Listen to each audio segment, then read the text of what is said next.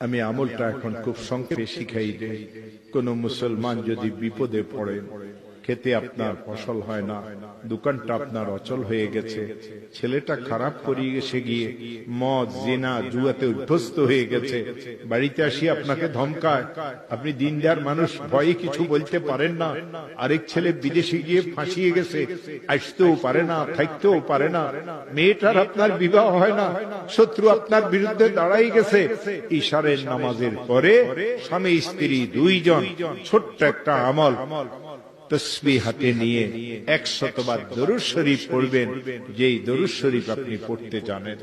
আল্লাহুম্মা সাল্লি আলা সাইয়্যিদিনা মুহাম্মদ, আল্লাহুম্মা সাল্লি আলা সাইয়্যিদিনা মুহাম্মদ, আল্লাহুম্মা সাল্লি আলা সাইয়্যিদিনা মুহাম্মদ সাল্লাল্লাহু আলাইহি ওয়াসাল্লাম 100 বার।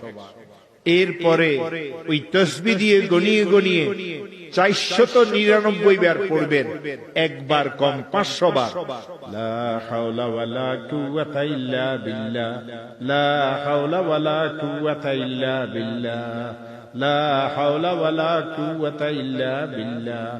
একবার পড়বেন লা হাওলা ওয়ালা কুওয়াতা ইল্লা বিল্লাহিল আলিয়্যিল আযীম।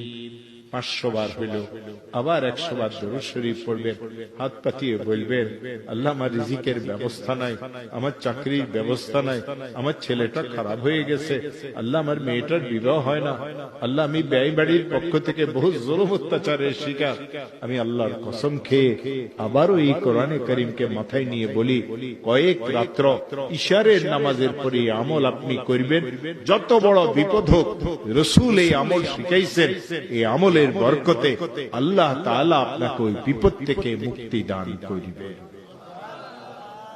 আবারও শুনেন, 100 বার দরুদ শরীফ পড়বেন, 499 বার পড়বেন, লা হাওলা ওয়ালা কুওয়াতা ইল্লা বিল্লাহ, লা হাওলা ওয়ালা কুওয়াতা ইল্লা বিল্লাহ। একবার পড়বেন লা হাওলা ওয়ালা কুওয়াতা ইল্লা বিল্লাহিল আলিয়্যিল আযীম। আবার 100 বার দরুদ শরীফ, 1-2 মিনিট দোয়া করি ঘুমাই যাবেন। কয়েকদিনে আমল করবেন, কয়েক নিসাব আদায় করবেন।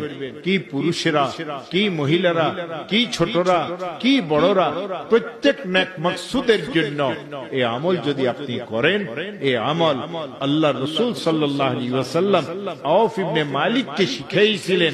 আপনি যদি আমল করেন, আল্লাহ তাআলা আপনাকে বিপদ থেকে মুক্তি দান করিবেন।